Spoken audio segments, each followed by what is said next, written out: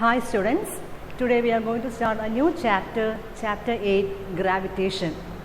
You all have studied about gravitation in your lower class, isn't it? You know, every object in the universe attracts every other object with a force known as gravitational force or gravity. So, every body attracts every other body. So, this gravitational force is actually an attractive force. So, gravitational force or gravitation can be defined as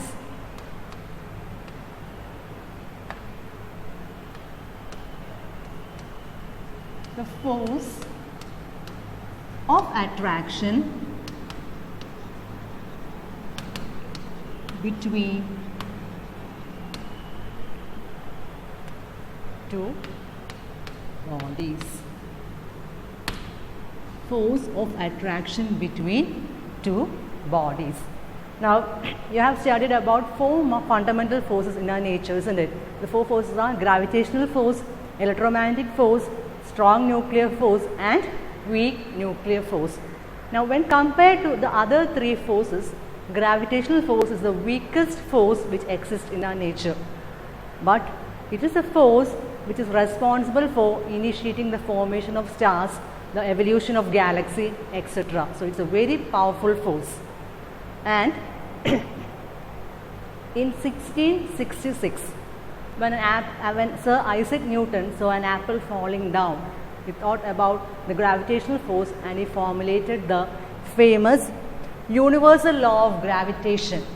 Now, universal law of gravitation was proposed by Sir Isaac Newton in the year 1687. Even though he saw the apple falling down in 1666, this law was formulated by him in the year 1687. And according to the universal law of gravitation, every body or object in the universe attracts every other body with a force which is directly proportional to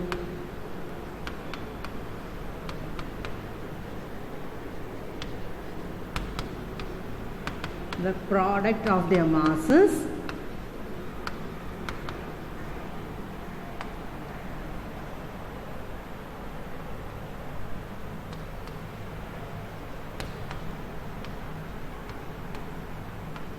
and inversely proportional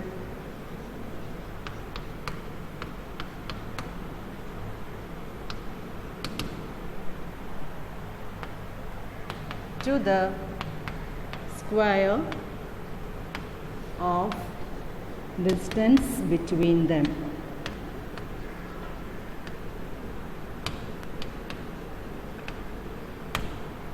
So, if there are two objects A and B of masses m1 and m2 which is separated by a distance r, then these two bodies will be exerting a force F on each other, which is the gravitational force, and according to the law of gravitation, F is proportional to the product of their masses.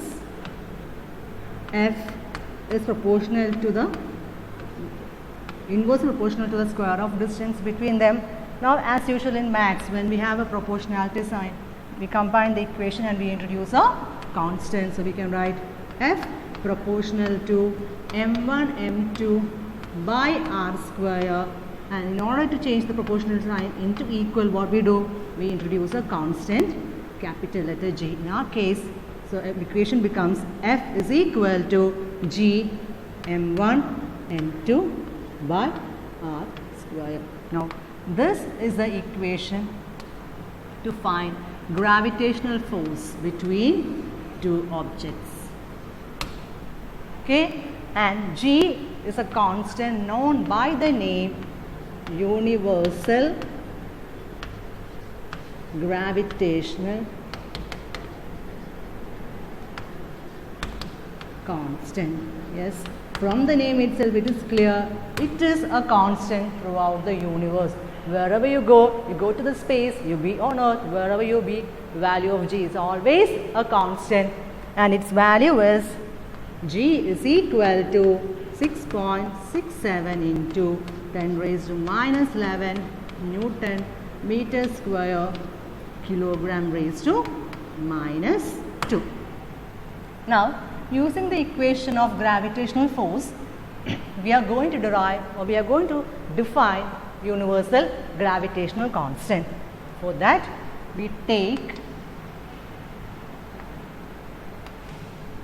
m1 and m2 to be of 1 unit and distance of separation to be of 1, which means unit distance of separation between them. Then according to the equation, F is equal to G m1 m2 by r square, we get F is equal to G. Hence, universal gravitational constant can be defined as the force of attraction or gravitational force between two bodies of unit mass having unit distance of separation between them.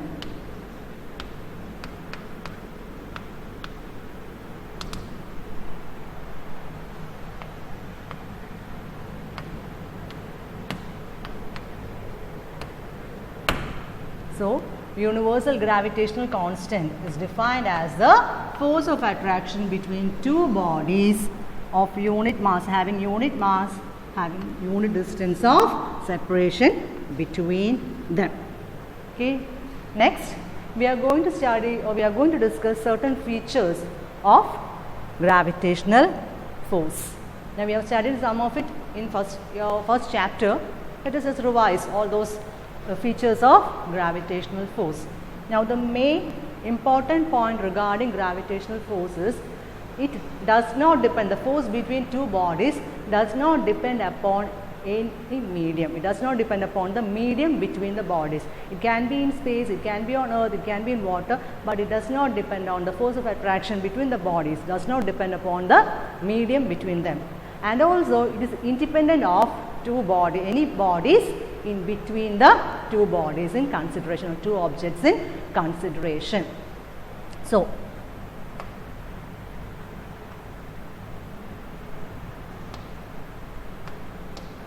it is independent of the medium between the bodies or the object.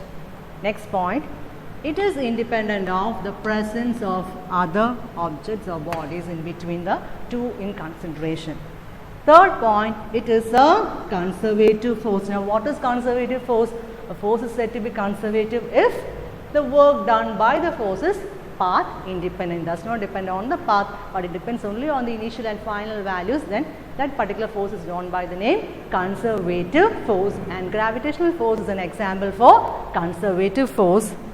Next point is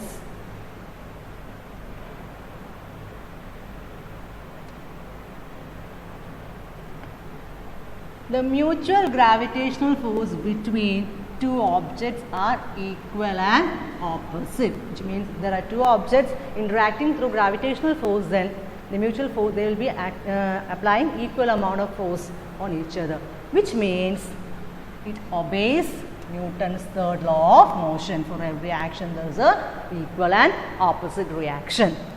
And the final point is the magnitude of gravitational force depends only on the distance of separation between the bodies and the product of their masses, but there is no angular dependence. Hence, it obeys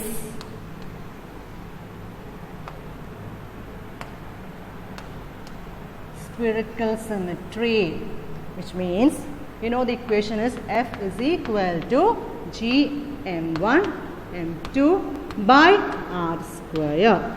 So magnitude of the force is depending on the product of their mass and distance of separation between the two objects. It does not depend on this equation, there is no angle. So it does not depend on the angle between the two objects, it just depends on the distance between the object. And hence it is said to be obeying spherical symmetry, which means if there is an object here, it will be exerting gravitational force in all direction in equal amount. If you take this particular point, the value of gravitational force will be same.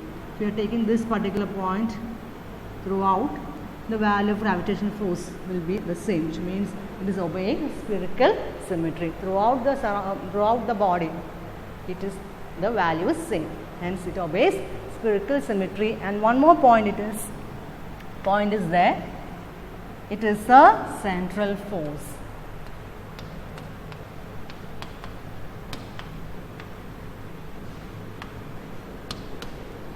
Which means if there are two bodies exerting gravitational force of attraction to each other, then the force will be acting towards the line joining the two to the center. So it is also an example for a central force, which means the force acts towards the center of the line joining the two bodies. Thank you.